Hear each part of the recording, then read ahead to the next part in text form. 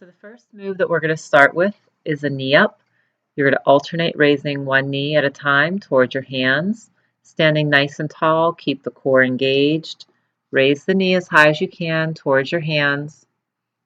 Upper body stays nice and tall. You're not leaning forward at all. Good. The next move is a good morning. Stand nice and tall. Slide your hands down your legs until your back comes to a flat position where your shoulders are even with your hips. We call this tabletop position. So again, slide your hands down your legs, push your hips back. When you get to tabletop position, stop and then stand back up. You're going to feel this in the back of the legs. So your hamstrings are working, glutes are working. This is great for flexibility.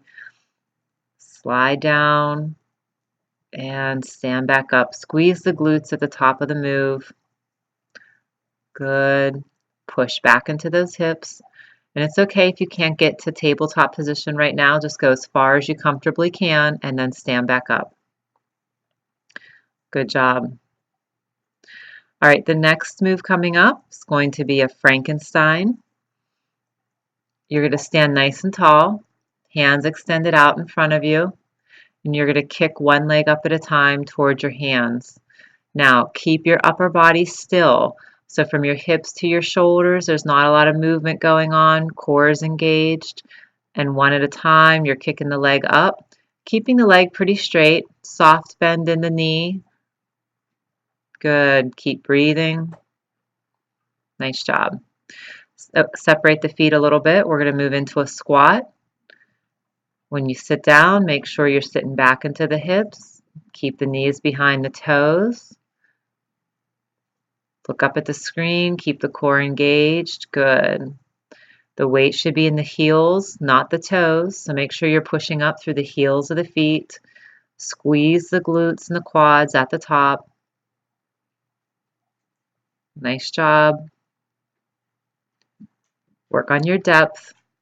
Each one you do should feel a little bit better as the muscles are getting warmed up. Nice work. All right, we're moving into another stretch position. We're going to do a shoulder basket stretch. Lace the fingers together.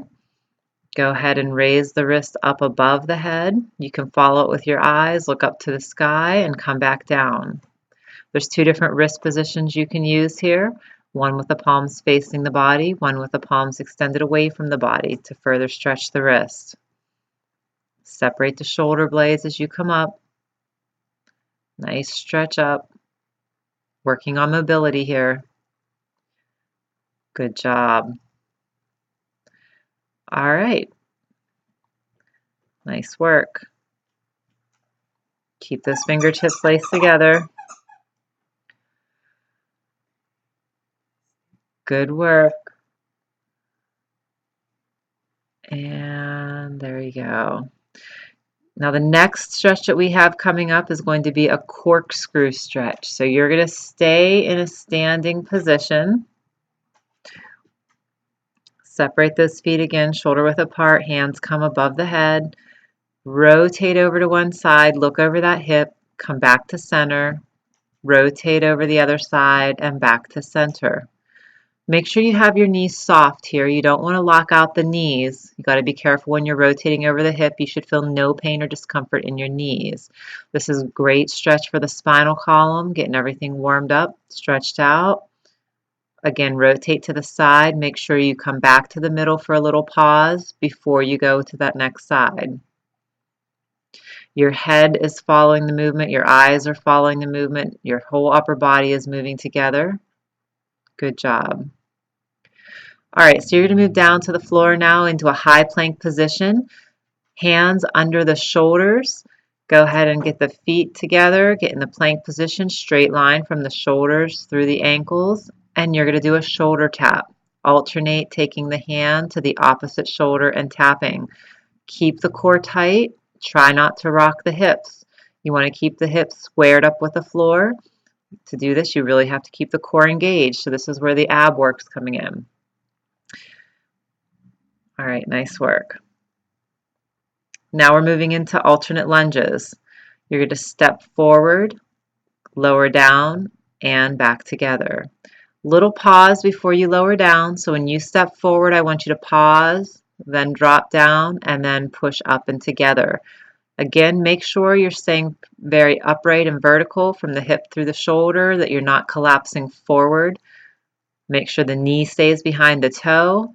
Keep your core engaged, nice and tall, working on balance and strength and flexibility. Good work. Again, stay in control of the movement. I don't want to see you going really fast. Don't lunge forward real fast and just fall to the floor. I want your muscles doing the work, not gravity. All right. So now you're going to sit in a chair. So you can either bring a chair into the living room or sit on one of the chairs that you have in your room. And we're going to do an alternate leg raise for the core. So you're going to drive one heel into the ground while lifting the other leg up in the air. So you can lean slightly back. Hands can be on the edge of the chair by your hips. You can put one hand on your core to feel the muscles engaging, wherever's most comfortable for you. But drive the heel into the ground as you're pressing that other leg up in the air. You're going to feel this in the hip flexor, lower core. Good job. Exhale as you raise that hip up or the foot up. Nice work. Good. So go ahead and stand up, stretch it out.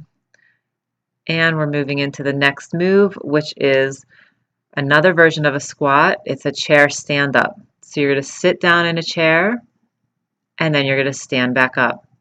You're going to make sure that the weight again is in your heels.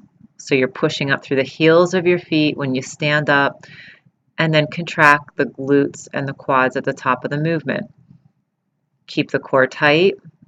When you stand up at the top of the movement, you're coming back into a neutral spinal alignment, standing nice and tall. Good.